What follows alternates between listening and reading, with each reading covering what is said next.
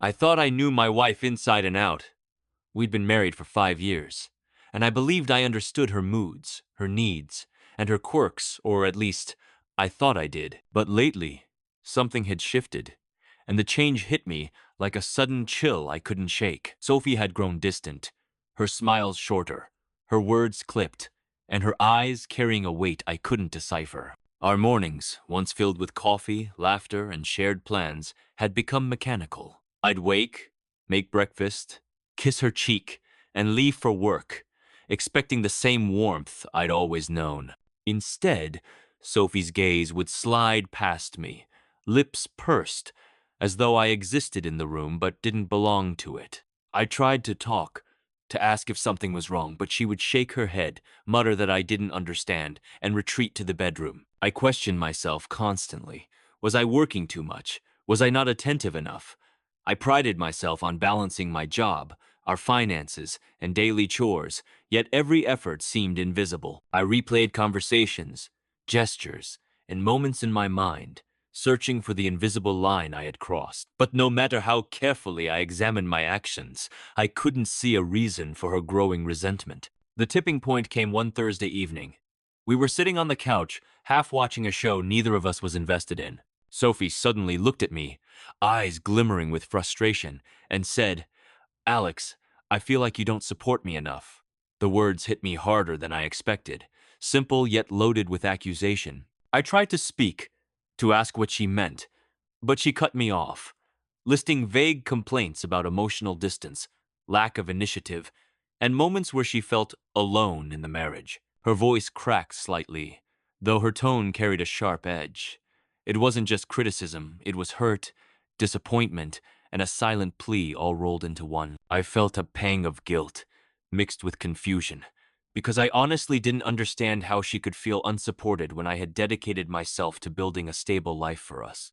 The accusations swirled around me, heavy and disorienting, like a storm I hadn't seen coming. I tried to explain, to remind her of all the ways I had tried to be present, staying late at work to handle bills, cooking meals, listening to her vent about her day, but every sentence I offered was met with a shake of her head or a sharp sigh. The more I spoke, the more distant she became, and I felt a growing chasm between us. It was as though no matter what I said or did, I could not reach her. That night, sleep eluded me. I lay in bed next to her, listening to the shallow rhythm of her breathing, wondering when exactly the warmth had left her eyes. I stared at the ceiling, thinking of all the small gestures I had made, the sacrifices I had silently carried, and the countless nights I had stayed awake, worrying about our future. The sense of helplessness was suffocating, a relentless pulse that made my chest tighten with each passing second. The following morning, I noticed something unusual. Sophie had left her phone on the kitchen counter, screen facing up, notifications blinking silently. Normally, she guarded her phone like a lifeline, refusing to leave it unattended around me. But for a fleeting moment, it was there, unguarded, as if fate had placed it in my path. My curiosity warred with my respect for privacy, and I told myself I wouldn't look. Yet as I reached for my coffee, my hand lingered near the device. Something in the air, the tension from last night, the lingering frustration made me lean closer. My eyes flicked to the messages that had popped up, little previews I had never seen before, and my heart skipped a beat. The words I glimpsed were sharp, intimate, and clearly not meant for me. It was subtle at first, a conversation about feeling unsupported, venting to someone I didn't recognize immediately. But the tone carried a raw honesty that cut through every doubt I had been nursing about our marriage. The shock was immediate, the betrayal sharp, and for a moment I froze, trapped between disbelief and the urgent need to know more. I knew, in that instant, that my life had shifted without warning. Whatever Sophie had been hiding, it was bigger than frustration, bigger than vague complaints. It was a truth she never intended me to see, and I had just stumbled right into it. The next day, I couldn't shake the image of those messages from my mind. Every detail I had glimpsed, replayed like a loop in my head. The casual confessions, the frustration she had directed toward me, the plans she had discussed with someone else. I tried to act normal, to greet her with a smile, but her usual warmth was gone, replaced with an impatient distance. It was as if a part of her had been torn away and left me staring at the empty space. Sophie didn't make it easy. She was unusually short with me, snapping over trivial matters like misplacing the mail or leaving a dish in the sink. Every word she spoke carried an edge, a simmering tension that made me second-guess everything I did. I caught myself apologizing for things I didn't even understand, hoping to soothe the storm I couldn't see. The more I tried, the more I realized I was walking through a minefield of emotions I had never been trained to navigate. By mid-afternoon, I found myself questioning my own memory and perception. Had I really been inattentive, or was she deliberately exaggerating my mistakes? The doubts gnawed at me, making my chest tighten and my mind race. Even when I recalled the late nights I had stayed up to handle household bills or the weekends I had sacrificed to take her on small trips, the feelings of inadequacy she expressed seemed to outweigh any evidence of my support. It was exhausting and, somehow, lonely. That evening, as I passed by the living room, her phone sat charging on the table again. I hesitated, mind screaming at me not to look, but the memories of the messages from the night before were still raw. I was drawn to it, compelled by a mix of fear and curiosity, and before I fully realized it, I had picked it up. The screen lit up, showing notifications from a conversation I had never been part of, messages Sophie had never intended me to see. What I read next made my heart pound violently.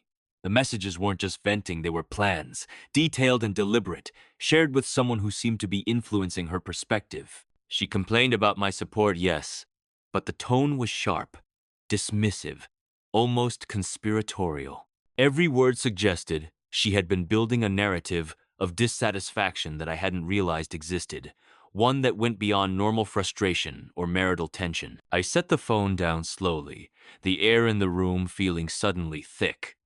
I could hear Sophie humming in the kitchen, oblivious to the fact that I had glimpsed the hidden side of her life. The betrayal I felt wasn't dramatic, it was subtle, insidious, a quiet but persistent ache that spread through my chest. It left me reeling, forcing me to question every interaction, every moment we had shared over the past weeks. The next few days were a blur of tension.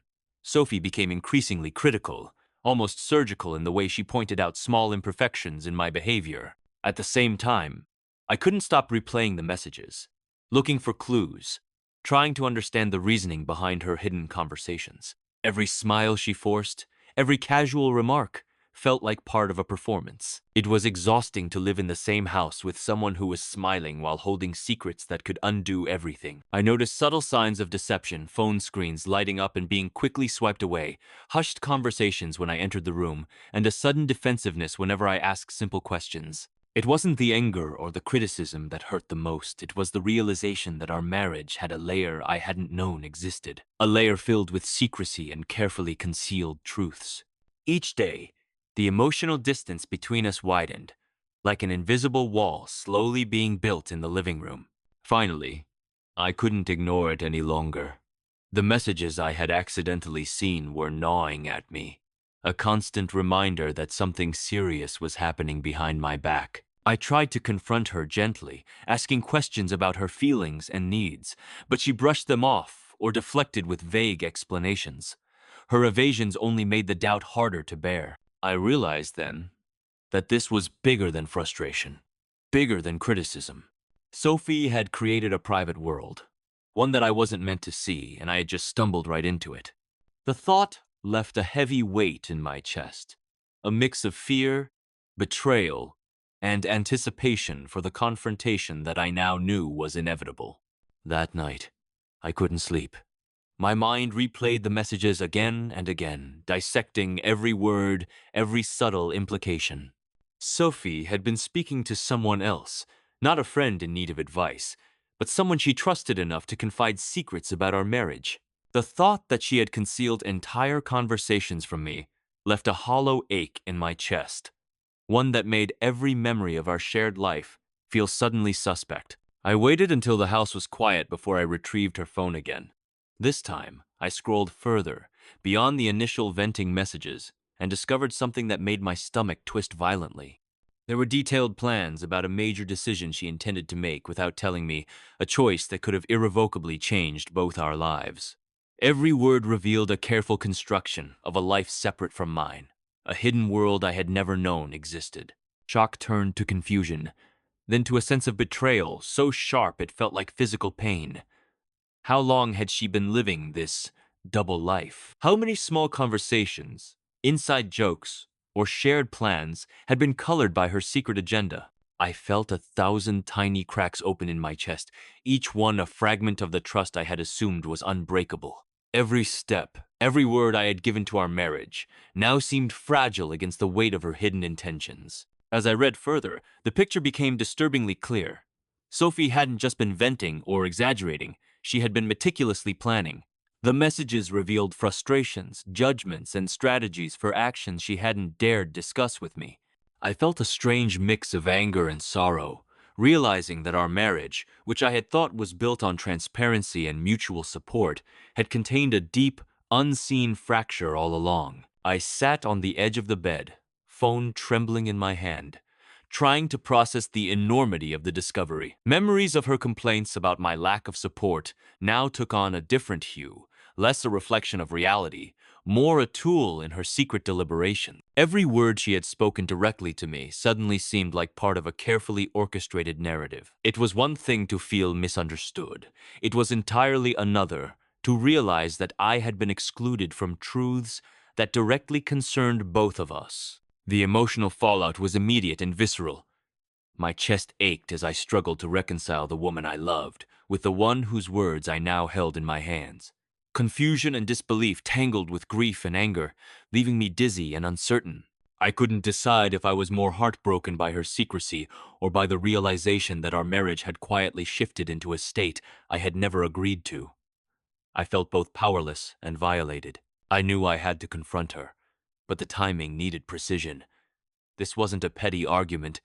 It was a pivotal moment that could define the future of our marriage. I considered every approach blunt, gentle, accusatory, neutral, and realized that none of them could prepare me for the truth that would inevitably spill out. I had to steady myself, to make sure I could maintain clarity despite the emotional storm brewing within me. Hours later, Sophie returned home, unaware of how much I had seen. She smiled faintly, tired from the day, and leaned against the doorway as if nothing were wrong. My hands itched to speak, to demand answers, but I held them still, feeling the tension coil in my chest like a spring ready to snap. I couldn't let her see the knowledge I carried. It would only make the confrontation more volatile. I took a deep breath, feeling the weight of every hidden word pressing down on me. When I finally spoke, I would need to be calm, precise, and unflinching, because nothing could prepare her for what I had discovered. I sat silently, phone in hand, as I rehearsed the conversation in my head, going over every possible reaction she could have. The truth I held was undeniable, yet terrifying to reveal. I realized that our marriage would never be the same after this. Every fiber of my being braced for the inevitable confrontation, knowing it would either unravel our life completely or force a long overdue reckoning. The storm was coming. The confrontation began the moment Sophie walked through the front door the following evening. I didn't shout or accuse. I simply asked her to sit down, to be honest with me, and to explain the messages I had seen. Her eyes widened slightly, a flicker of panic that she tried to mask with a practiced calm. The tension in the room was electric, a quiet storm waiting for the first crack to release it. She started with excuses, claiming the messages were taken out of context, that I was overreacting, and that she had only confided in a friend to get perspective. Her voice trembled at times, betraying her attempt to maintain control. Every denial, every deflection, only drew me deeper into the realization that she had been hiding more than I could have imagined. The meticulous planning I had read about on her phone now confronted me in her evasive eyes. I pressed further, asking specific questions about the plans she had detailed in the messages. Sophie's composure faltered, her hands twisting in her lap, voice wavering as she tried to justify what she had done. The room seemed smaller, the air heavier, and every sentence she spoke revealed cracks in the facade she had built for months.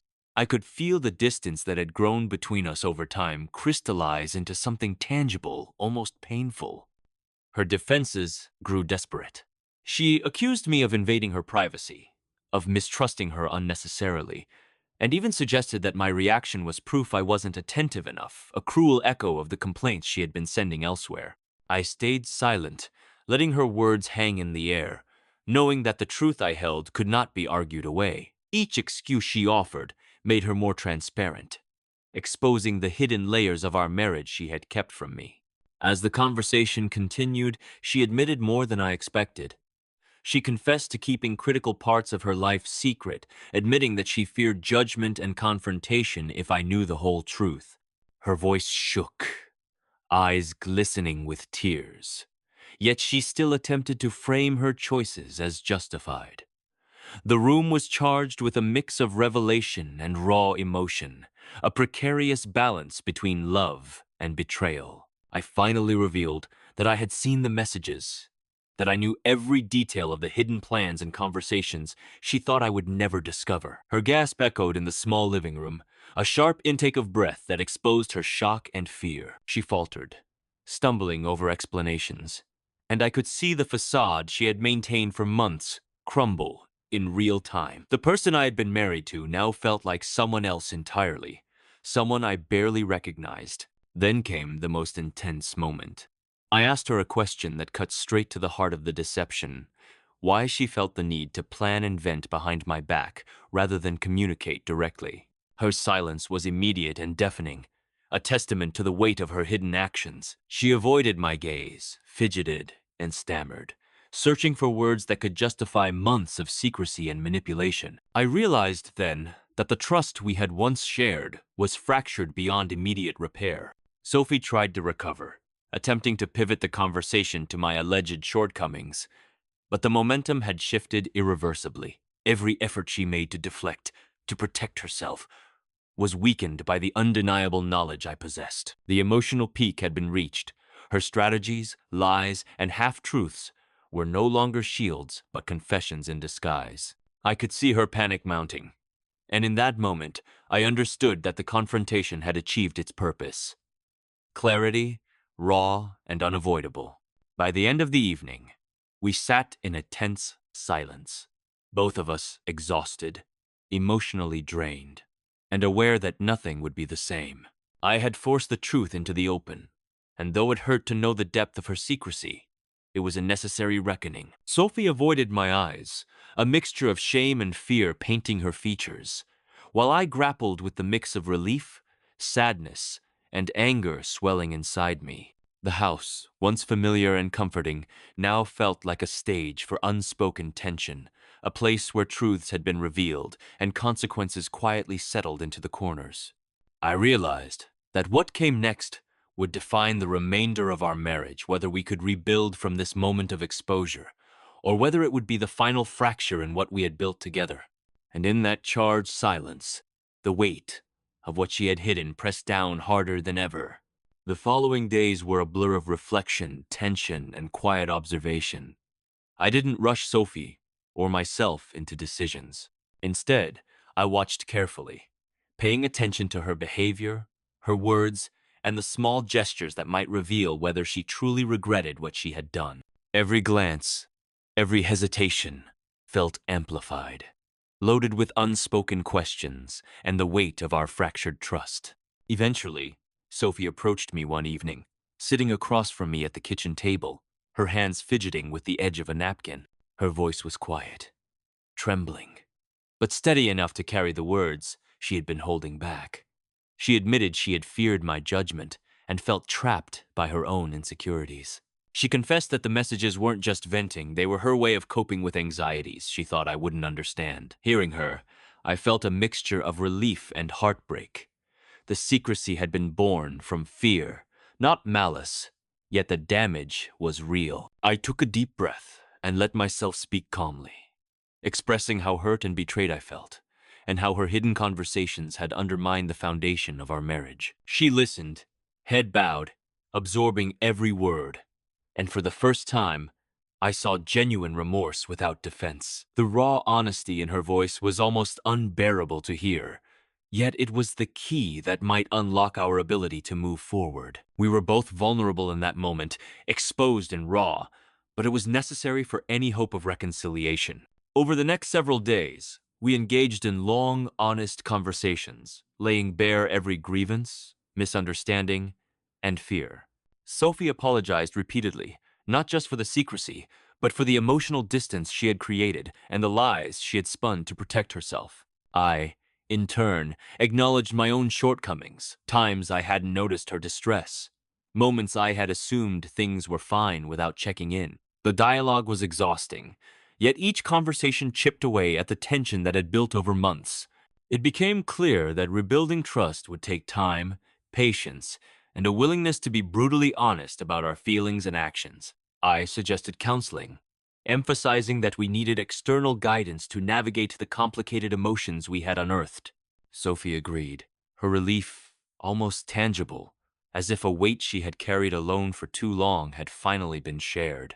The commitment to face our problems together marked the first real step toward healing, and for the first time since the discovery, I felt a cautious optimism. One evening, as we sat on the couch, after a session of honest reflection, Sophie reached for my hand. The gesture was small, simple, yet it carried a world of meaning. It was a silent acknowledgement of accountability, a subtle promise that she would no longer hide from me, and a reassurance that she wanted to work through the pain she had caused. I squeezed her hand gently, feeling the fragile thread of reconnection forming between us. There were setbacks, of course. Moments of doubt and flashes of old resentment surfaced, testing our patience and resolve. But each time, we reminded each other of the progress we had made, the lessons learned, and the commitment to truth. Slowly, the atmosphere in our home began to shift. Laughter returned, tentative at first, then more genuine, as we navigated this new chapter with cautious care. In the quiet moments, I reflected on how fragile trust can be, and how easily fear can warp even the strongest relationships. The messages I had discovered were a painful revelation, yet they became a catalyst for transformation. Without the confrontation, the hidden truths would have continued to corrode our marriage silently. Now, though, honesty had taken its place, raw and unflinching, and I realized the true depth of love is often measured by the courage to face the uncomfortable truths. And in that understanding, I found clarity. Sophie and I were not perfect, but we had survived deception, fear, and doubt, emerging stronger and more connected. The hurt lingered, but it no longer dictated our interactions. Instead, it became a guidepost, reminding us of the value of honesty and the fragility of trust. For the first time in months, I felt a steady peace, knowing that the foundation of our marriage, though tested, was capable of holding us both once again. The messages that had once shattered my world had ultimately led to a deeper connection, one built on accountability, openness, and a renewed commitment to truly seeing each other. And as I watched Sophie smile, genuinely this time, I understood that we had been given a second chance not just to continue as husband and wife, but to rebuild a marriage with honesty at its core.